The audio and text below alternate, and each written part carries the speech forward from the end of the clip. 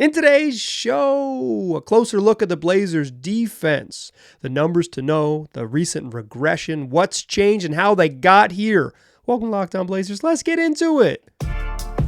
You are Locked On Trailblazers, your daily Portland Trailblazers podcast. Part of the Locked On Podcast Network, your team every day.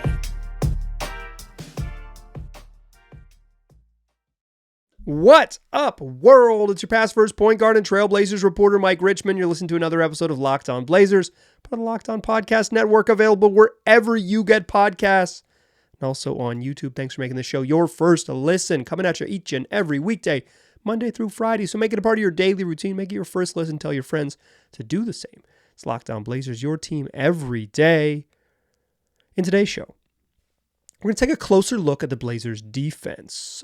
For most of the season, this has been the standout part of the Blazers' run, is that they have been vastly improved on defense. And while they're still vastly improved from what they've been over the last 4 seasons, they've gotten a little bit worse lately. And this show was largely inspired by 2 listeners, listener John and listener Scott. They sent me emails at lockedonblazerspod@gmail.com and kind of got me thinking about the Blazers' defense and Anthony Simons' return to the lineup and the role that's played and the regression since they've had Ant back in the lineup and all the things that go into that. So what I want to do in today's show is I want to take a closer look at the numbers, what has factually changed, where they were, where they are now, and kind of the nuts and bolts of why things look different from beyond just the raw statistical look at it. And we'll close the show talking about the Wizards play a little game of you'd love to see it to close the program. But let's get into the numbers. All of these numbers I'm going to read you come from cleaningtheglass.com, an indispensable stats website from Ben Falk, former Blazers analytics department member, Ben Falk. But I am drawing a somewhat arbitrary cutoff because it has been an observation from 2 listeners, specifically Scott and John. That's your last shout out, Scott and John. No more. But from others around the league or from others around the Blazers sort of fandom, right? Is that like, oh, Anthony Simons came back and this team sucks on defense now. Surprise, surprise. Anthony Simons is bad. There's also some other people that go the other way, and we'll kind of get into it. And I don't want to talk to the straw man here, but I am going to use the Anthony Simons return as a cutoff because I think it is worth noting that, he's probably their best offensive player in terms of what he can do. I don't think he's the best player maybe, but he's certainly their best offensive player. You could argue he's their best player. I think it's fine. He has not been a good defender over the course of his career. That is factually true.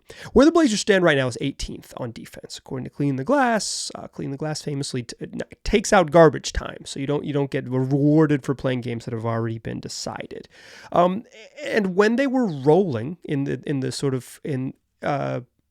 prior to Ant returning from injury, Anthony Simons tore ligament in his thumb and missed 18 games.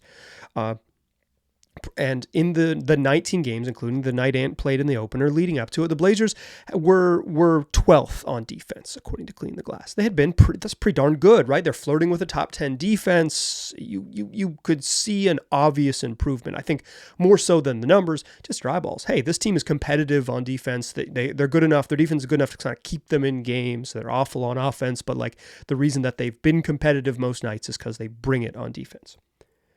And the sort of key to what they were when during that first 19 games to open the season and to have that 12th defensive rating and an above average defense in the league is that they forced a ton of turnovers. They were first in the league in forcing turnovers. And why I say that was the key is because the other sort of important, 4 factors numbers that you track, and 4 factors is basically just like, do the shots go in and how many chances do you get to take the shots?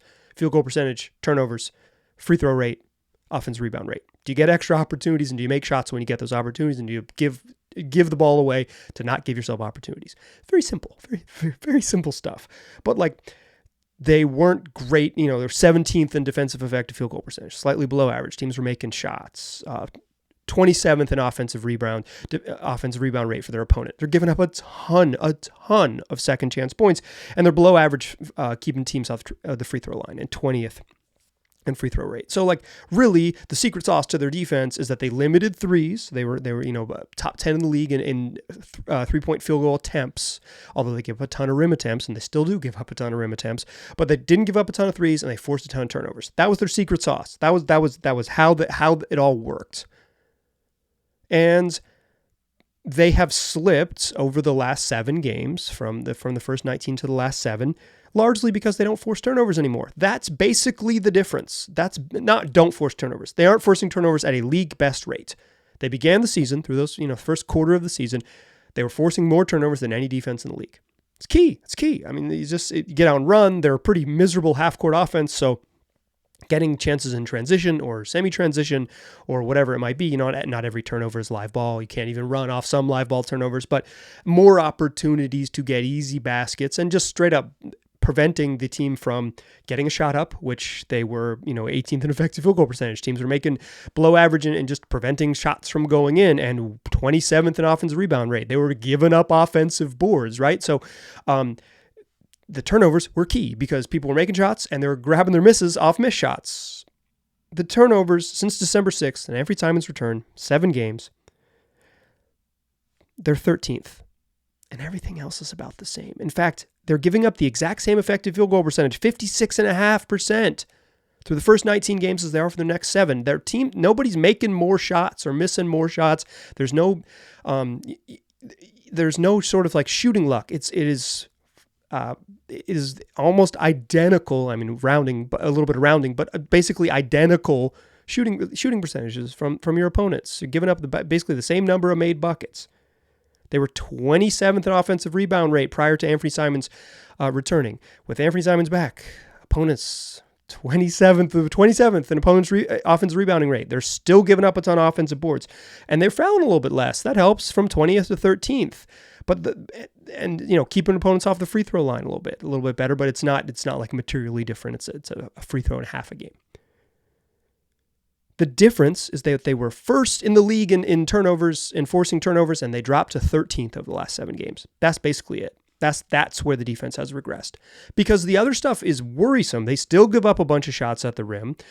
They still give up a bunch of offensive rebounds. Typically, those are shots at the rim too. But like that, those are high percentage looks, right? Like that's why your effective field goal percentage is going to be high, because teams shoot like 65% at the rim.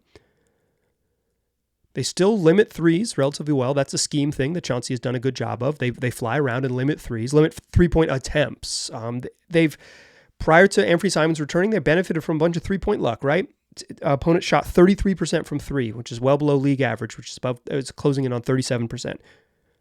In the 7 games Anfernee Simon's return, opponents are shooting 32% from 3. They're shooting worse from 3 over the last 7 games. So like it isn't luck. It isn't 3-point luck and just like the bad, unlucky shooting night.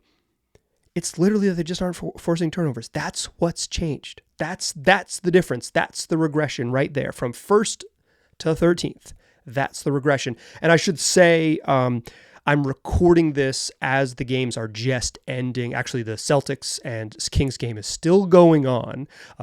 So the sort of the rankings might change a little bit. Maybe the Celtics and Kings move a little bit, but like from 1st to slightly above average.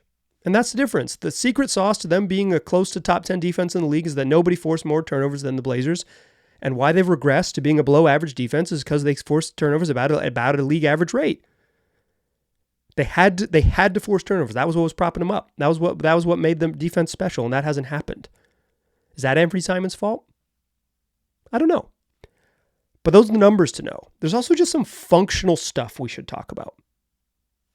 Let's talk about Ant. Let's talk about the defense. Let's talk about what's changed now that you have the numbers you need. But first, let's talk about building a championship team with a little help from our good friend Joshy over at Locked On Fantasy Basketball. That's the host, Josh Lloyd, who's bringing you the best fantasy picks each week all season long with the help from eBay Motors.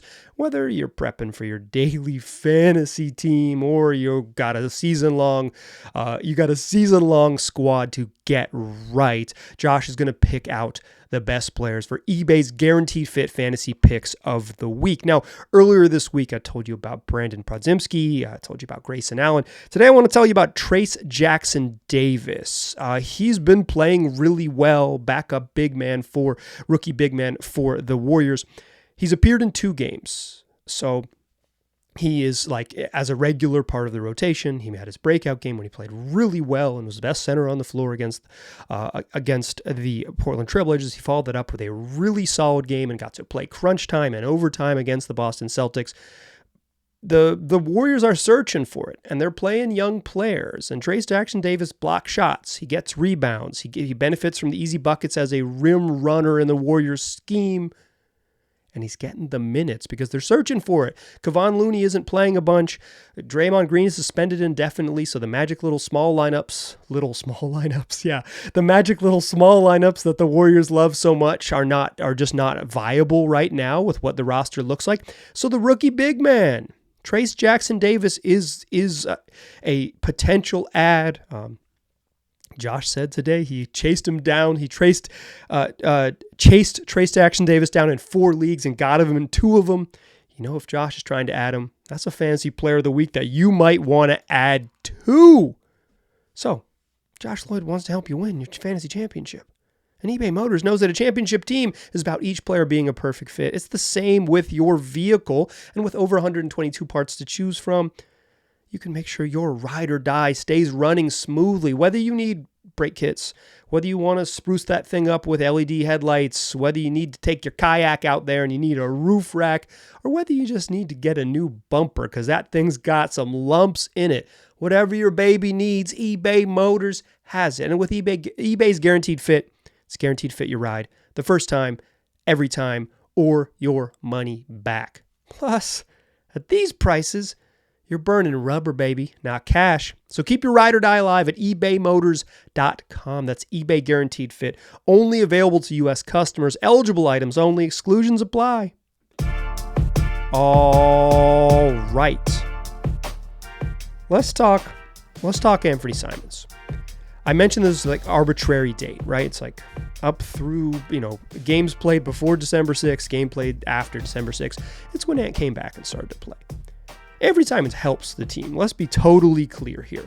I think he's weirdly divisive within the fan base, just like judging by sort of online reaction to it, which is like legitimately not a particularly good one. But also some in my emails, particularly some who are not getting another shout out on the show.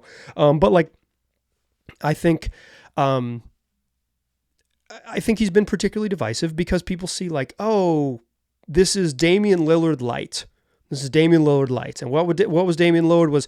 He was an elite offensive player who was a negative on defense throughout his career, and it was hard to build a really good team with a negative defensive player and who was really good on offense, who was, even if he was elite on offense. And Anthony Simons just like isn't Dame. He's not in and of himself an elite offense. He's been really good this year. I think he's been excellent on offense.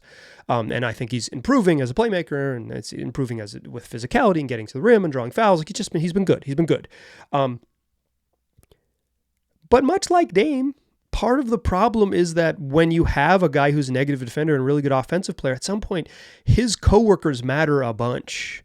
And what has really happened with the return of Anthony Simons is the Blazers just have too many guards they have to play. So you end up playing small lineups, small, stupid lineups. Stupid is maybe too strong of a word, but small, frustrating lineups. Because Shaedon Sharpe needs to play, and Malcolm Brogdon needs to play, and Scoot Henderson, you want to find minutes for him. And so you're going to play all 4 of those dudes, and they're going to, and Shaedon Sharpe's going to have to play minutes at the 3 next to 2 other guards. You're going to play a little bit smaller. And when you do that, you are still going to need to find time for Matisse Thybulle, and then he's getting minutes at the 4. And you just have less minutes where you're big, less minutes where you're plus sized on the wing, and less minutes where you're 2 just turnover magicians Matisse Thybulle and Toumani Camara can share the court, and almost no minutes when those two gentlemen can share the court next to Jeremy Grant.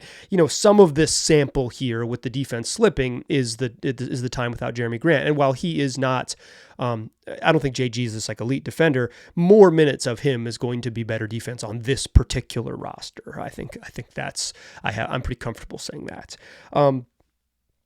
And, DeAndre Ayton missed some time there, so then you get small. So I think the sort of overall, the defense has slipped has a lot of different factors. It's not just Ant. It's you miss some time with DA. You miss some time with JG. You miss some time. You have to play smaller lineups. And if you're going to, the league is just trending bigger. Big skilled players is what everybody wants. They want you to be gigantic and highly skilled. That's the direction the league is going. And the Blazers are headed the other way. The only spot that is smaller now, I think, than it was 10 years ago is power forward. All the other spots are the same or bigger. Size matters. It's just teams aren't playing big, beefy, girthy power forwards anymore. They're that position has changed a bunch. But every other spot, length and skill is a huge priority. And the Blazers, with their current construction, and particularly with Anthony Simons back and going to play 35 minutes a night because he's really good, you can play more minutes where you're small, and you play more minutes where you're small, you're not as good. I also think factually Anthony Simons is a bad defensive player. I think that's true. And when I say that, I also want to say this. This season, without question, has been the best defensive season of his career. Without question. He is more competitive. He is more attentive. He's stronger than he was. A lot of in the past, Anthony Simons' struggles were just he wasn't strong enough. And to be bring me that guy, bring me number one. I'm going to bully him. And a couple times in the last handful of games, teams have singled him out. I think Devin Booker tried it. Devin Booker just tried to be jab, jab, jab, jab, jab, jab, jab, jab, jab, jab, jab. I'm going to get where I want. And Anthony Simons on one possession, in the second half said, "No, I don't think so." And there was a shot clock violation because Booker couldn't get to his spot. And it's happened recently where teams still have Ant on the scouting report as if we're running pick and rolls and we're going to pick the switch because we know teams switch and we're going to pick our matchup. We want to hunt Ant, and they've done it a couple times and then said that's not the one. Let's go get someone else, and they've gone after Shaedon Sharpe, right? Let's find another weak link. So that might be a perfect example of what I'm trying to illustrate. When you have more players on the court that you can hunt, you're going to be worse on defense. And when you're not forcing a ton of turnovers and your other sort of defensive indicators suggest that that's the thing that's going to make you special and you don't do that, it's troublesome. So I think a lot of things to sum this first 20 minutes of the show up. The defense is worse because they're not getting turnovers. And the defense is worse and they're not forcing turnovers because they are forced when healthy due to the current roster construction to play more bad defenders more often. The offense is better with Ant. They were the worst offense in the league while he was hurt. And now they've climbed up all the way to 27th. But it's an improvement and it's obvious how helpful he is on offense. You don't need the numbers. You can just watch him play. It's obvious that nobody demands the attention that Anthony Simons gets. He has to play. He has to play. He's their best offensive player. He has to play, and he has to play a bunch of minutes. So the onus is on the roster to kind of either you got to settle the roster so it makes more sense around him. This is always the struggle with Damian Lillard that they just refuse to address for 7 years. It is, I don't think it's not going to be a solution. They're back in a similar position. It's not going to be a solution that they're going to necessarily come to this season. But they could, if they had less guards that needed to play 30-some-ish minutes a night, 25-plus minutes a night, then you would be able to play a little bit bigger. If just one of their key parts was 6'8", another one of their key parts was 6'8", it would be simpler. Also, sometimes they close games small because Toumani Camara is such a negative on offense, and teams don't guard him that Chauncey Billups prefers to close games with 3 guards. Is that a good idea? Not always, but You don't need to be a super genius to see the logic on that one. And the other night, I think he closed with Scoot Henderson and Malcolm Brogdon next to Anthony Simons, literally because he wanted Scoot Henderson to play in the final 5 minutes of a close game. Did the Blazers almost blow an 11-point lead in the final 2 minutes? They almost did. Is Scoot Henderson a pretty bad half-court player? He is also, but like this is sort of the challenge of this roster. I think right now, when fully healthy, it's hard for them to put out lineups that maximize their offensive strengths and also are competent on defense. And that is probably something that's going to hang around a little bit. And the way for them to get better is to get back to what they were doing, which is forcing a cajillion turnovers. But if you don't play the guys who are great at forcing a cajillion turnovers, you might be a little... It might just be what it might be what it is. If you mentioned, I said that if you are a longtime listener and everydayer, shout out to my everydayers, you know that I kind of said that I thought when the Blazers were 12th in defense, when we sort of did this exercise, that I thought they were likely to settle somewhere in slightly below average. And I wouldn't be surprised if this is where they stick. They're 18th in defense. This seems about right. They're clearly a lot better than they've been in the past, but the roster has some problems. And some of it is just like when your best players are 6'4" and under, 6'5" and under, I don't know, however tall Shaedon Sharpe is, 6'5" and under. If they're guards, if all your best players on offense are guards, you're going to play some small lineups and you're probably going to get beat up. Okay, let's play a game.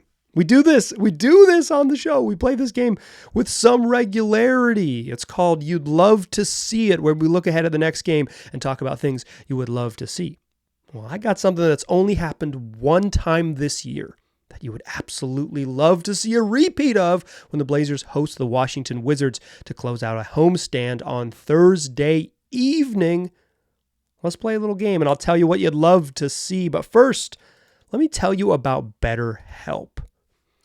It's online therapy designed to be convenient, flexible, and fit your schedule. Therapy can be really helpful if you have an acute traumatic event, if there is a trauma in your life that you need to work through. But you can also think about therapy kind of just like routine maintenance for your car. You want to keep things running, so you go do things like oil changes, and you put air in your tires when the light comes on, and you replace your spark plugs, and at 125,000 miles you do X and X, and because you did 75 miles you did the other maintenance, 75,000 miles you did the other maintenance you needed, and you keep your car running smoothly. Well, therapy can be that for your brain. It can give you the tools that you need to navigate life. It can be the routine maintenance that helps you develop what you need to do to keep yourself running smoothly, or at least give you an idea of how to do it, and so you can practice doing it better. If you are considering starting therapy, give BetterHelp a try. You just fill out a brief questionnaire, get matched with a licensed therapist, and then if you need to, you can switch therapists at any time for no additional charge. In the season of giving, give yourself what you need with BetterHelp. Visit betterhelp.com/lockedonnba to get 10% off your first month. That's BetterHelp, HELP.com/lockedonnba. One more time for you, betterhelp.com/lockedonnba. Still a pass first point guard. Still Mike Richmond. Still listening to Locked On Blazers. We play a little game here. In lieu of your typical previews, sometimes we do a typical preview, to be quite honest, but often to preview games, we play a little game called You'd Love to See It, where we talk about things you would love to see.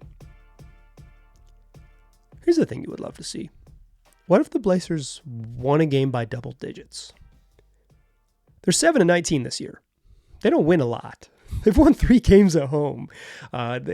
They brought players out to the podium to do press conferences at the table after their last win. And someone in the media room remarked, like, I can't remember the last time they did this. And I said, yeah, homie, they've only won 2 games in this building prior to tonight. Like they don't do this very much. And you know what they don't ever do, basically, is win games by double digits. They play a lot of close games. They lose them often, but they play a lot of close games. They're in it. They're a competitive group. They've won 1 game this season by double digits. They've had games where they've been clearly in control and won by 8 or 9, but like One double-digit win all season long, November 22nd against the Jazz. They handled the Jazz at home. It's their best win in terms of like, hey, this one's over. We got this. We're playing well, and we got this. That was November 22nd. It's a month ago. You're listening to Thursday, December 21st show. Tonight, the Blazers host the Washington Wizards. And you'd love to see them just get that second double-digit win. A thing I used to do on this show was tiers. I used to do Western Conference tiers, and it was basically my version of power rankings. And I would rank every team in the Western Conference and talk about where the Blazers fit. But I am respectful of your time, and also I try not to, like, this show isn't about being a bummer. I try to keep it real, but we're no bummers here. Like, it's like when the team stinks, we say they stink. Like, you may recall, I just had an anecdote about how the Blazers don't win very often at home, but like, no bummers. We're trying to have fun. So I wasn't going to drag you through like, and here are the tiers. The Blazers are in the bottom one. We don't need to do that. We don't need like a weekly or bi-weekly check-in to be reminded that the Blazers are one of the worst teams in the Western Conference. And I still think it's the fairly good chance the Blazers finish with the fourth worst record in the NBA. I think fifth is really where I would peg them at, because I think they're going to finish. I think Charlotte is going to be worse than them, probably. Let's see what the Blazers kind of do with the roster. And the Blazers are pretty brave about losing on purpose, so we'll see what they do at the end of the year. But I don't think they'll really truly tank. I think they'll just naturally lose by not having a very good roster. Fifth worst record in the league is bad. That means 25 other teams were better than you. But the Blazers, the Blazers are not in the bottom tier in the NBA. They're not. They're just not. The Wizards are. They're 4-22. And they're not even one of the two worst teams in the league. The Pistons and the Spurs are worse. Like, there's a pretty big gap between those three teams, Detroit, Washington, and San Antonio, that are just like, the Pistons have an outside chance to lose 30 consecutive games. That's a lot. They're flirting with the longest losing streak in the history of the NBA. It's tough. They're a bad team. They're a really bad team. The Wizards are 4-22. 4 of their last 5 opponents have scored at least 137 points. Like, they get lit up. They get lit up on the regular. They get people really running up on Washington's. And part of their, they play really fast and kind of and loose, and then they lure teams into running, and they play just like bafflingly bad defense, and just it's next level. So like, the Wizards are outrageous also on this sort of outrageously bad scale. That's the bottom tier in the league. Like, that's the bottom tier. The Blazers aren't in that tier. They're above that. And yet I still think they're one of the 5 worst teams in the NBA, and probably 5 worst teams record-wise in the league. I think that's probably where they'll end up landing. It kind of is what it is. But they're better than Washington. And they got a home game against the Wizards, a home game that they're favored in. Just the second time all year that they've been favored. Last time they were favored, they got waxed in an embarrassing game against the Jazz where they played poorly. They couldn't stop the Jazz on offense in the first quarter, and then they stopped playing. So what you would love to see in a game that they're favored against a team that's truly bad like the Wizards, just beat them up. Everybody's healthy. I mean, no, Shaedon Sharpe's actually not healthy, very specifically. He is going to miss the game with a groin strain. He left Monday's game. Tuesday's game rather, at halftime. It was listed on the injury report with an abductor strain, groin strain, and he only played the first half, only played 8 minutes in the first quarter, and then did not return. He is out for Thursday's game against the Wizards. So like, but they're Malcolm Brogdon's there, Anthony Simon's there, DA's there, Jeremy Grant's there. Like, they've got their 4 best players, and they're going to play. Toumani Camara, Matisse Thybulle, like, their roster is better than the Wizards. You know what you'd love to see? Them play like it. Play like it. Don't play a close game. Don't make it interesting. Make it fun. Make it fun. Blow them out. Beat them down, as Bomani Jones used to say. Beat them down. So like, you'd love to see it. Blazers hang a $135 and win 135-119 and just say, peace. Peace. Remember how y'all worried about the offense? We just scored 135 points. That'll take us, for selfish reasons, I'd take the podcast into the weekend on a 2-game winning streak. Wouldn't be so bad. And that's what we will do on Friday's show. You're listening to Thursday's show. Friday's show will recap the Wizards game and look ahead to the weekend and next week for the Blazers. They get a little time. They get a little time off. No games. They don't play on Christmas, surprisingly enough. And Christmas Eve is an NBA dead spot in the calendar where nobody plays because everyone gets to spend Christmas Eve with their family unless you're a team that travels, and then you get to spend part of Christmas Eve with your family. So come back Friday show, recap the Wizards game. Next week we'll do 5 more of these. I'm going to record. There will be a show waiting for you on Christmas. I'm going to keep it real right now. And if people who are in charge are listening, this is true for you too. I don't know if I'm going to record a show on Christmas. I don't know. I probably will because I love y'all and I'm a good. I want to give you something to listen to on the 26th. But Christmas Day, you'll have a show waiting for you in your feed. The 26th. Maybe. That's what I'll promise you. Maybe 5 days a week, except for December 26th, where your boy might enjoy Christmas and not put out a show. But if I do, just say something nice. Send me a nice email. So hey, Mike, we love how dedicated you are to bite-sized audio and video content. Tell your friends about the program. Typically, we don't close the show so stupidly, but, it is what it is, I guess. Thanks for rocking with me. Tell your friends about the program. I appreciate you listening. I'll talk to you soon.